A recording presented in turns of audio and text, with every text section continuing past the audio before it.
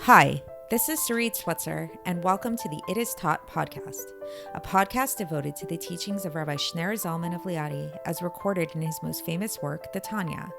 My hope for this show is to make these teachings accessible and relatable to the average person, regardless of prior Jewish education or affiliation. The episodes follow the prescribed daily study portions and are meant to serve as practical lessons in how to live your life as your true self and develop an authentic and powerful relationship with your Creator. I have personally experienced the effects the study of this work has had on me, and I'm excited to share what I can of this knowledge with you. So please join me on this journey of learning, self-growth, and connection with your source.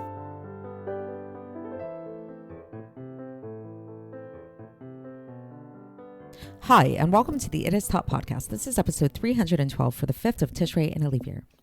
I remember the first time I realized, or perhaps someone told me, that when I'm looking in the mirror, I'm actually not seeing myself the way that other people see me, but I'm seeing a mirror reflection of myself, an inverted reflection of myself, where the right is the left is the right.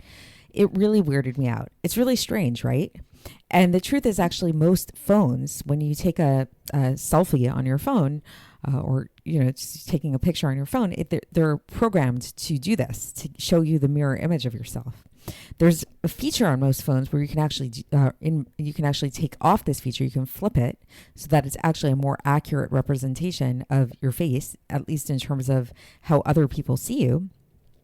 And I know that when I've done this, it's it's really strange. And it's almost like I don't recognize myself, or something feels off. I mean, I do recognize myself, but something feels off about it. We're so used to seeing ourselves in this mirror image way, when in fact, that's just a mirror image of you. And the true you is not in the mirror, right? So why do I bring this up? Because in fact, this is a very profound idea, because the truth is this world that we live in is a mirror image. So the way that our world is set up is that everything that we experience down here below has a reflection above, but in fact, we're the reflection. It's not. So this kind of goes back to the principle that we've spoken about in the past about the anthropomorphization of God, when we talk about God's hand, God's anger, all that stuff. And it's we tend to think of it in terms of well, I have a hand, I get angry. So God, this is how I can relate to God, is thinking about him in those ways. But the truth is, the exact opposite is true. It's that more that God has a hand, not a corporeal hand, not a hand the way that we think of a hand, but he is the ultimate source of handness, or of any emotion, of love, of anger, even any of these things. There's a spiritual kind of supernal archetype of all these things above. And when we look at our own personal hands, or any of the emotions that we experience, these are merely reflections of something much higher, of an archetype of these kind of things above. And when we think of a mirror reflection, then that's a two-dimensional reflection of what you're seeing of yourself, right? But what about if we added a third dimension? What if we think about three-dimensionality? How does that play out? What would a mirror image or reflection of that look like?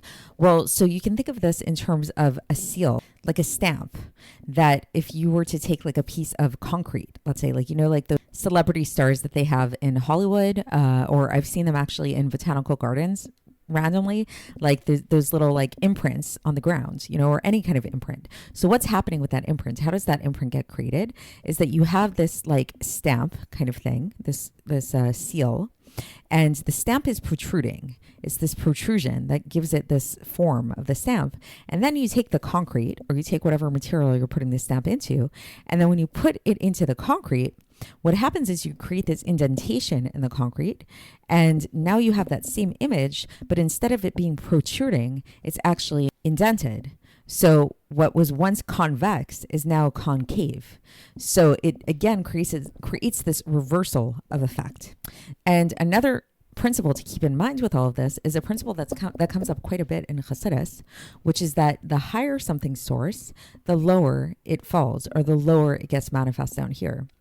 A way to kind of understand this is let's say if you were to take a penny and you were to, let's say you're standing in the middle of the street and you drop that penny on the ground. And let's assume for the sake of this exercise that the ground is kind of muddy and, not like this solid concrete, but it's more like wet concrete, let's say, and so you drop that penny on the ground. So it makes a mark in the wet concrete, right?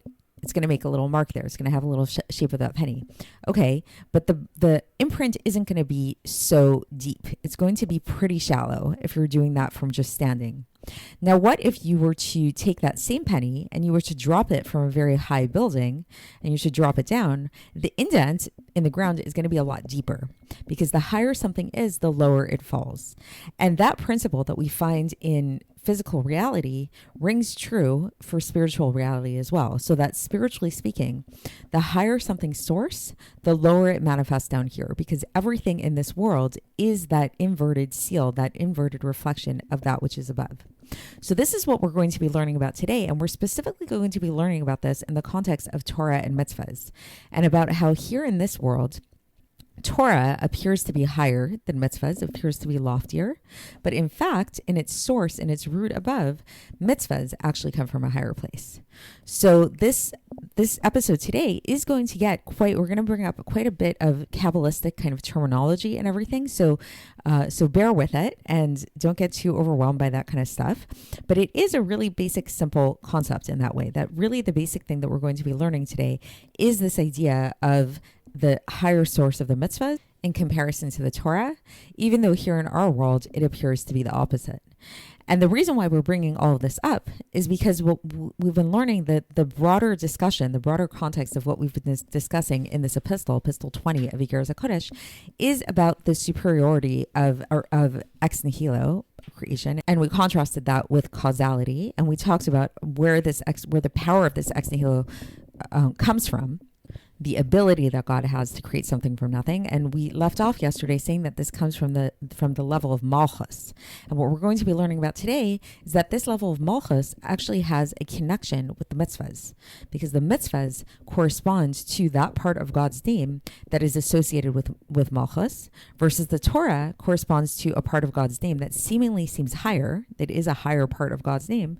But again, because everything is flipped around, it actually is sourced in a lower place than the mitzvahs themselves. So let's get into the text and see how the Alter Rebbe explains all of this. And for context, once again, we are in the middle of Epistle 20 of Iggeres HaKodesh. So here we go.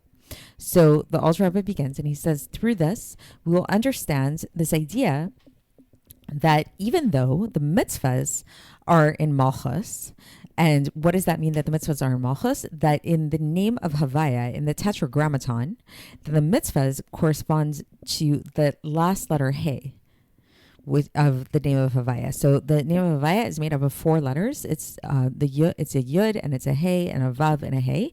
So and each one of those letters corresponds to different parts of the spheros, different parts of the divine makeup. And so the last He corresponds to Malchus, the lowest of all the spheres.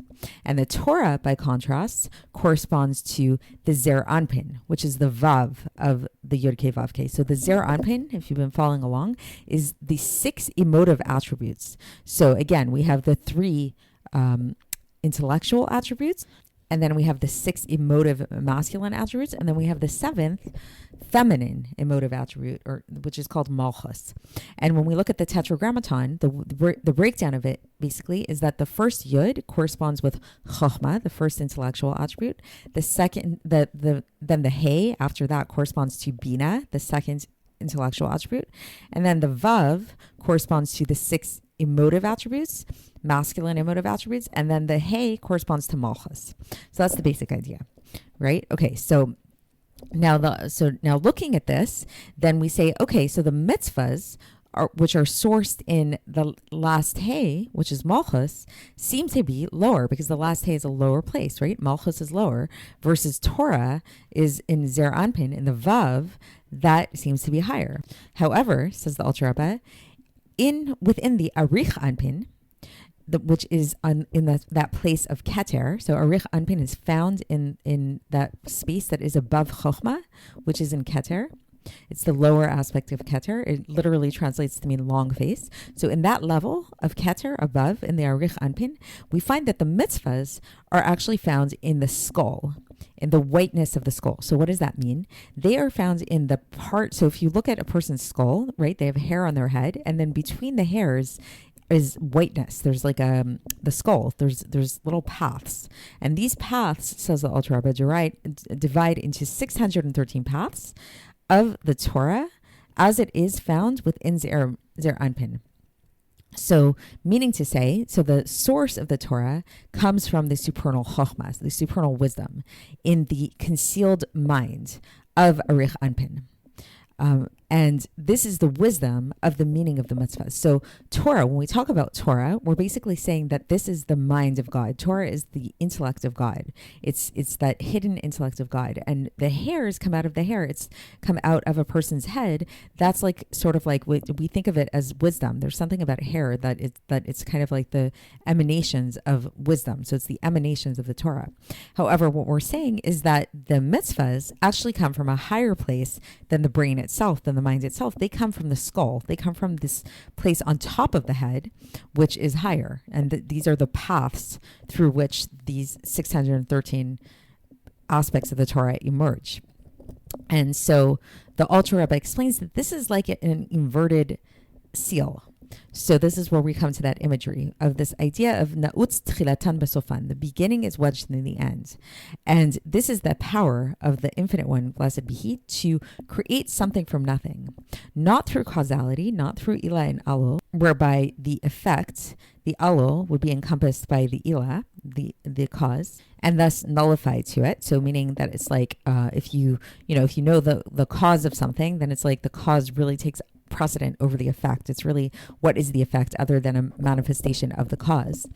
But rather, when we're talking about ex nihilo creation and not causality, then this something that comes about from the nothing becomes something substantial in its own right that is separate from God.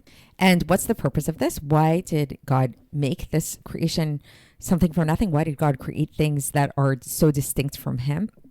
The purpose of this is in order for us to keep His mitzvahs, to keep the mitzvahs that He commanded us. So it's like in order for there to be something that keeps God's commandments, there has to be something separate from God, right? If there's just God, then who is He commanding exactly? So that's the purpose of the ex nihilo. And so now the Alter Rebbe says, Sof ma'aseh b'machshavat tchila. This is a very famous saying that the final act was first in thought. So meaning to say that, again, there's this principle of like, it's the same thing like the beginning is wedged in the end kind of thing, that basically the mitzvahs, which is the end point, the whole point of creating the world is the mitzvahs, they were actually first in thought. So again, it's pointing to this idea of the superior origin of the mitzvahs. And the Alter Rebbe says that this is why the sages asked in the Talmud Yerushalmi, this is found in Shabbos 1-2 of the Talmud Yerushalmi, that it's that they ask, is then Rabbi Shimon not of the opinion that one interrupts Torah study in order to fulfill the commandment of lulav? So basically, so just for context with that, there's a whole discussion in that part of the Talmud Yerushalmi where Rabbi Shimon said that he would not interrupt his Torah study even to recite the Shema, which the Shema is a commandment. So it seems like he was saying that the Torah took precedent over the mitzvahs. And the response in the Talmud Yerushalmi was like, wait a minute, didn't Rabbi Shimon himself say that you should interrupt Torah study to fulfill the commandment of lulav? Meaning like, doesn't Rabbi Shimon himself believe this idea that mitzvahs take precedence over the Torah? And indeed, this is usually the case, that mitzvahs take precedence over the Torah. And then the Talmud Yerushalmi there goes on and it gets into a full discussion about that. Is the Shema considered to be a mitzvah that a person would interrupt their Torah study or not? It's a whole thing. But the basic point that the Alter Rebbe is trying to bring out here is this idea that generally speaking, mitzvahs do take precedent over the Torah. And then the Talmud Yerushalmi brings this really interesting quote from Rabbi Yochanan, where it says that anybody who learns Torah without the intent to practice, it would be better for him had his afterbirth turned over, which is like a really strange thing to say. So first of all, like what's the afterbirth? The afterbirth is the placenta as well as the other fetal membranes that come out after a woman gives birth. And so this is sort of like at first glance, like a poetic or sort of abstract way of saying that somebody who learns Torah without the intention to keep the mitzvahs, he should never have been born. But why does Rabbi Yochanan say it in this like very weird way about the afterbirth? What's with the afterbirth and everything like that? So the Alter Rebbe explains, he says that the afterbirth was formed by it was the first thing that was formed by the seminal drop. And this was the main part of the child for 40 days when the child was becoming a substance, was being formed into an embryo. So even though when a woman gives birth, the usual chain of events is that first she gives birth to the child and then there's the afterbirth after that, really the afterbirth was formed first. That was the first thing that was formed. So this is the same thing like the mitzvahs. So the mitzvahs, so just like the afterbirth is really the essential essence of the child. It's the main child. This is how the child was formed. This is how we can understand the Torah and mitzvah. So even though it seems to us down here that the Torah is the source of the mitzvahs, right? Why do we keep mitzvahs? Because it says to do so in the Torah and all of that. The truth is the mitzvahs are like that afterbirth, that it seems like it's the secondary thing down here. But the truth is, in its origin, the mitzvahs are actually the source. The mitzvahs are the main thing. And the mitzvahs are, in fact, the source of the Torah and the root of the Torah. And even though the mitzvahs are physical and the Torah is wisdom, so this is just externally, and the other way of looking at it is internally, as will be explained further below. So again, so this is the end of the section. So again, it's like that inverted seal. So basically, it's like if you look at it from the outside, just like a seal that you look on the ground, like let's say if you put that imprint in the ground of that penny. So if you look at a penny, so a penny has like certain protrusions on it that cause it to have a certain image, right? But then when you put those same protrusions into the ground, what happens is that those protrusions become indentations. So it depends on the perspective that you're looking at it. Is it a protrusion or is it an indentation? It depends on how you're looking at it.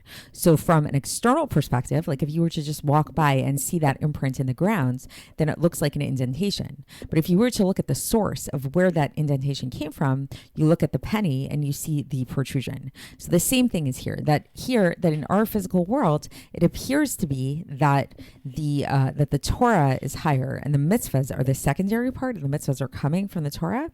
But the truth is it's actually the opposite in its source, that the mitzvahs are actually higher and the Torah is coming out from the mitzvahs. So that's it for today. I hope that was interesting to you, gave you a little bit of insight. And we're going to continue along these lines tomorrow, and I will speak to you then. Thanks for listening to the It Is Taught podcast, hosted by Sarit Switzer. This podcast is dedicated in loving memory of my maternal grandfather, Avraham Yitzchak ben Binyamin HaKohen of blessed memory. Music by Shoshana. If you enjoyed this episode and would like to support the show, please share it with others and subscribe on YouTube, Apple iTunes, Spotify, or wherever you listen to podcasts. And make sure to leave us a 5-star review.